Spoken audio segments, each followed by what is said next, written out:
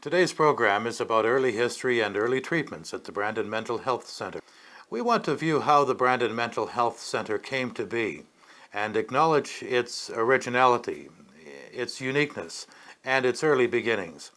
At the same time, we'll be highlighting and addressing a few mental health treatments that were implemented and administered, why they were used, how successful or unsuccessful they may have appeared, and how change in attitude and perspective over time brought about new treatments and a new care to mental health consumers. In our overview, no doubt we'll coincidentally be shedding some light on what life was like back on the ward at BMHC. Society has grappled with the problem of how to treat and care for people afflicted with mental illness. In primitive times, mental illness was often associated with the influences of spirits or offended gods. Treatment was sought through religion or magic. The mentally ill were often left to their own devices, often seen and left to wander as social outcasts, until such time as they posed a threat to other persons or property. In the early 15th century, the first asylums for the insane came to be built in Europe. These asylums were usually entrusted to priests and monks and often involved severe chastisement and religious rites rather than medical care. Those confined to asylums were often kept shackled in chains and treated by beatings and bleedings. Some asylums even charged admission for the general public to view their inmates. Well, by the late 18th century, there was significant reform to change the treatment of the insane. An effort was made to understand the nature and cause of mental illness. Researchers began to advocate work, recreation, and stern kindness as moral treatment. Well, as the reform gained momentum, a mid-19th century era of asylum building began in North America. Originally, a maximum number of 250 patients per institution was intended, but it was easy and economical to build larger and larger structures housing hundreds and even thousands of patients. The first asylum for the insane in British North America was built in the 1830s in St. John, New Brunswick. In Manitoba, from 1871 until the completion of a permanent penitentiary at Stony Mountain in 1877, the insane in Manitoba were housed at Lower Fort Garry.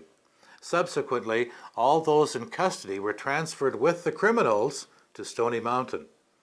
Due to rising numbers, in 1883 it was recognized that a separate facility for the province's insane was needed. The site was going to be Brandon, and it would originally be a provincial reformatory for boys. Even though it was a facility of its time, the strategies used and its functionality in time became outdated. New research and new insight brought new approaches to mental health care, and with it, a more holistic and a more client-centered approach to procedures and focus. We think that individuals should feel comfortable seeking treatment for mental health illnesses. One of the drawbacks to this is the stigma attached to mental health. It's hard to say if this can ever be undone, given past circumstances and modality of earlier thinking, the fact that mental health patients were once treated as criminals, and institutions were once operated as segregated outposts in society. It's fairly easy to see why we've become somewhat unwilling participants in the process. While there's an array of factors for this, Glenn Crook talks about the invisibility of mental illness. One of the problems with stigma and mental illness is the fact that mental illness is invisible. If you saw someone with a broken leg and they were in a wheelchair, you would automatically assume the individual can't walk, sort of idea, and they need that support of that wheelchair or someone pushing them, or someone walking with them and them leaning on that individual. Whereas with a mental illness, you can't see that. You can't see depression, you cannot see schizophrenia, you cannot see all these different types of illnesses that there are, and consequently, a lot of people say, well, all that person needs to do is pull up their socks and like get a job or do this or just quit being depressed and all that type of stuff. And that's just like saying to that person in the wheelchair, well, all you have to do is just get up and walk. And so because the invisibility of mental illness is still there, there is very much a stigma still attached to it. The Brandon Asylum for the Insane was built in 1890. In 1915, it changed its name to the Brandon Hospital for Mental Diseases. Patients were admitted, and it had a character all its own. Even though there was a name change, some things didn't change. People with mental illness were very much shunned in a very real sense, and they were, say for example, the early part of BMHC, people were warehoused up at BMHC, and BMHC was very much separate from the rest of the community. It was up there on the hill and very much isolated from the rest of the community. The hospital grew, it was recognizable, its unique architecture made it stand out from everything else. It drew its own attention. Upon entering the hospital, you knew you were in a world that was, in some ways, bigger than life itself. This size and growth may have contributed to the stigma in some ways.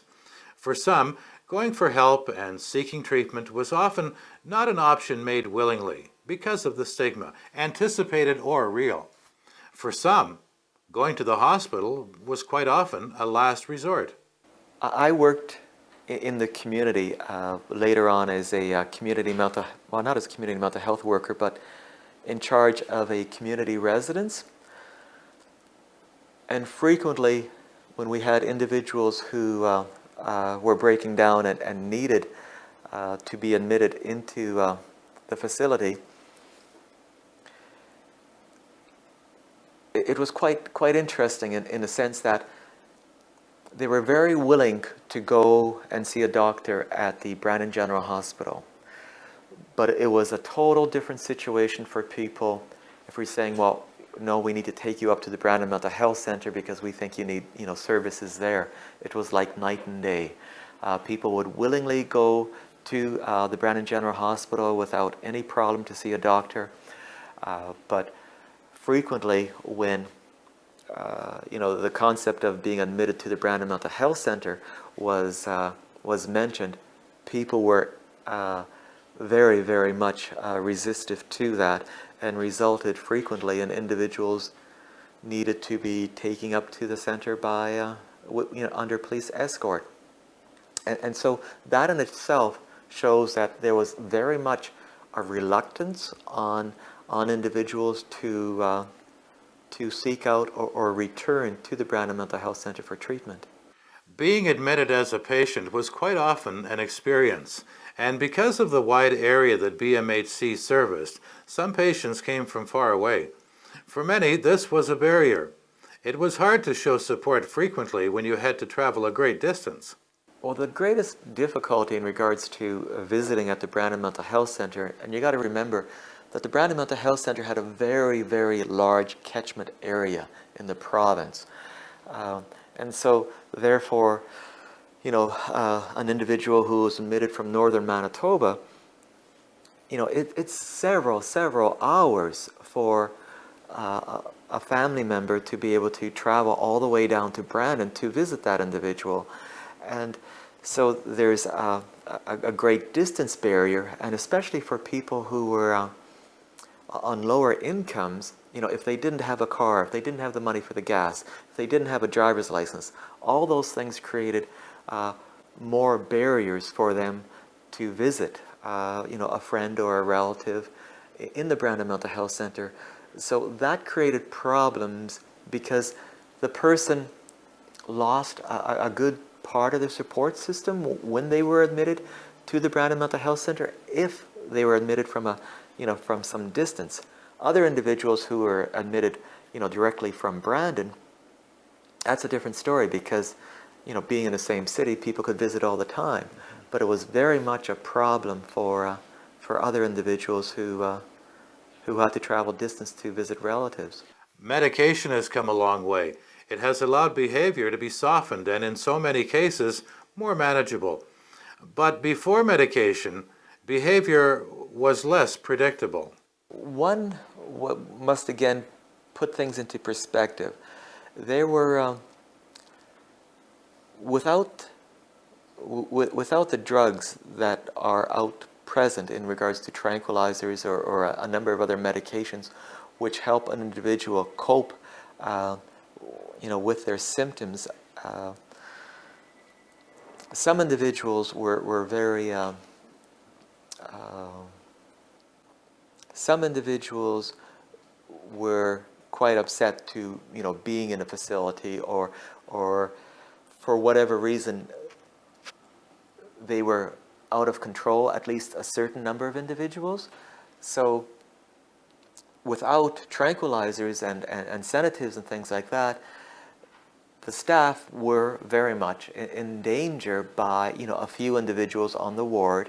So you had a variety of restraints at that time. You had straitjackets.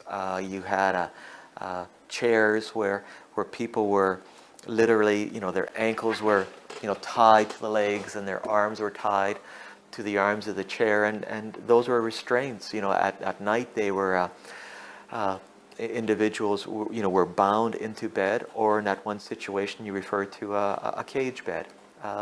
Those are all things which at one time were items which were used at the Brandon Mental Health Center, but we're talking about a very long time ago, probably before 1950. Earlier treatments were based on the research of the day. Not long after insulin came to be generally used in medicine, it was found that in small doses it could be used to improve appetite, and what followed was a general improvement in physical and mental state. Best results were gotten when a sufficient dosage of insulin was given to produce clinical hypoglycemia. And this phenomenon, even though considered dangerous, could be controlled by the administration of sugar, with the patient under close observation. The idea seemed bizarre, but it was found to work. Once tried, its results were in individual patients so surprisingly favorable that its use spread widely and quickly. This treatment became known as insulin shock therapy. One of its side effects was that patients could and would often go into a coma. Another extreme treatment was the surgical procedure called a lobotomy. Lobotomies, which I'm sure a lot of people are familiar with, from some of the movies like One Flew Over the Cuckoo's Nest and those types of movies. It was a surgical procedure used to pacify individuals who were aggressive, angry, or violent. And so what they would do is they would, your emotions are, in the frontal lobes of your brain, and so by doing a surgical by doing a surgical incision and separating that pathway from the frontal lobes to the rest of the brain, you actually you cut off that part. You cut off the emotional part, so people can still think and do a number of things, but no longer do they have their emotions. So they're very much flat in regards to personalities, but they're no longer aggressive or violent. So that is a process which was used at the Brandon Mental Health Center. And I remember one individual who I deeply respect, who was involved with the Canadian Mental Health Association. In fact, he was one of the founding individuals. His name was Lloyd Henderson, a very upstanding man. It was his job up at the Brandon Mental Health Center to select the candidates for lobotomies. And I remember a story he once told me, because like a lobotomy, once you have it done, it's permanent. There's no reversing the procedure. And it was his job to select these individuals who then underwent this surgical process. Well, he had already gone out and he had to a variety of the wards, and he had already selected 6 or 8 individuals for a lobotomy. But for some reason, he got called away from his job, so he never handed in the names. And he was gone for, I don't know, 6 months doing some other job. So when he returned, the first thing that he did is he went back to visit these 6 or 8 individuals to see if they were still candidates for lobotomies. During that period of time, during that break, was the introduction of a lot of medications, tranquilizers, sedatives, and a variety of other things, which hadn't existed before. And he said, "Glenn, do you realize that when I went back there and did a reassessment, not one of those individuals met the criteria for a lobotomy anymore?" So, that is just a situation of how, improvements of medications have made a dramatic impact upon people's lives. Acceptance of having any illness is difficult, but as more and more individuals seek mental health assessment and treatment, the stigma is becoming less, especially because of new attitudes and new approaches. There are some things that people are encouraged to do. I think what's absolutely essential, is people need to come out of the closets. Individuals who have suffered from mental health issues need to publicly come out and say, "Hey, I've been there, I've done that, and I've recovered from that." And, they've suffered from a mental illness, they've been treated for that, and they're often on their way back doing their job. It happens to anyone. It happens to And it happens anyone. at any time. Right, absolutely. So by people disclosing that, and I think that's a very, very important piece because then people are coming out of the closet, and then it becomes more accepted because people can say, "Oh, so-and-so and so-and-so and so-and-so," then you can identify with a wider spectrum of society. Mm-hmm. Shouldn't be ashamed of your mental health. You should not be ashamed of being ill. It's not your fault. It's no one's fault. On a scale of 1 to 10, how effective are treatments today? Well, I guess we all would love to have the simplest and easiest cure. We are not there. It's much more effective now than it has ever been in any period before. With present drugs which are out there, which have less side effects, with also the supports which are out there, which are more comprehensive than ever before, and also there's been very much a paradigm shift with regards to delivering mental health services. At one time, especially up at the Brandon Mental Health Center, the professionals made the decisions in regards to the person's goals and their treatment plans and all those types of things. And I would go to conferences where there'd be 20 or 30 professionals, nurses, social workers, doctors there, and the only person who was missing was the individual themselves. And I've always found that odd that we would be making all those decisions. And then at the end of the conference, it was the job of the social worker to go out and sell the treatment plan to the individual. And I can't say that's always the case, but frequently that was the case. Whereas now, for services in the community, the individual who is receiving mental health services is very much involved in deciding deciding what their goals are as to what services they need, and also with regards to evaluating the services that they've received. So they're very, very much in the driver's seat. And that's absolutely essential because it respects the individual, whereas previously, with the professionals making all those decisions, it very much was not respectful of the individual, and you had frequently a power struggle between the professionals and the individual. The professional saying, "We got all the training and we know what's best," and the individual saying, you don't know what it's like. You don't suffer from this. So finally there is a realization that that person's opinion, that person's wishes, goals, and desires need to be the central building block of all treatments and services. A treatment is not standalone. A treatment does not just have one component. There is not just one treatment for all. Treatment needs to be supported by other conditions. What we found was one of the more important supports of any successful mental health treatment is for the individual to have peer contact within a real community. It's better to be nurtured by some normalcy.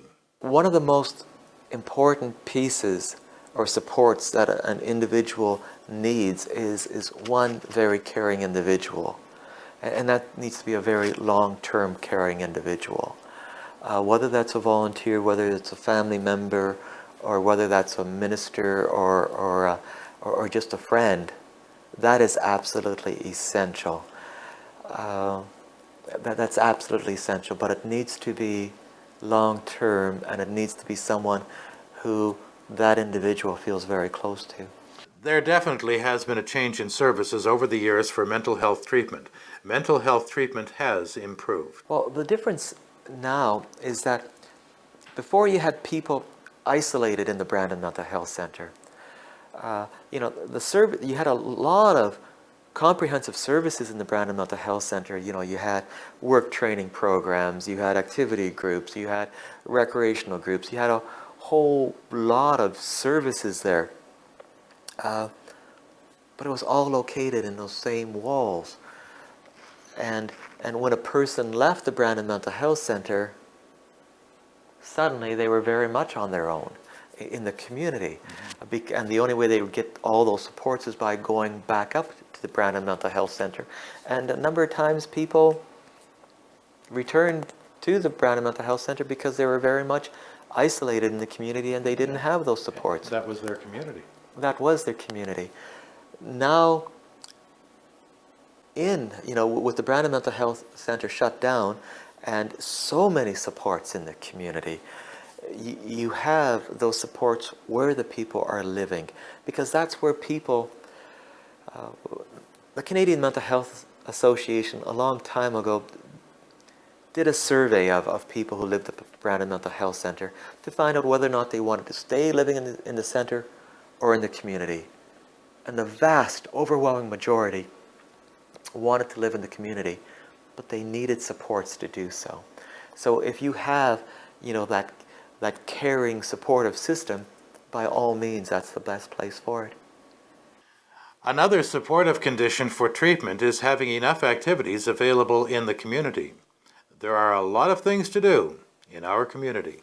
With regards to activities and things to do, there is as much for those individuals to do as there are for you and I to do in the community. So in that sense, there's no difference.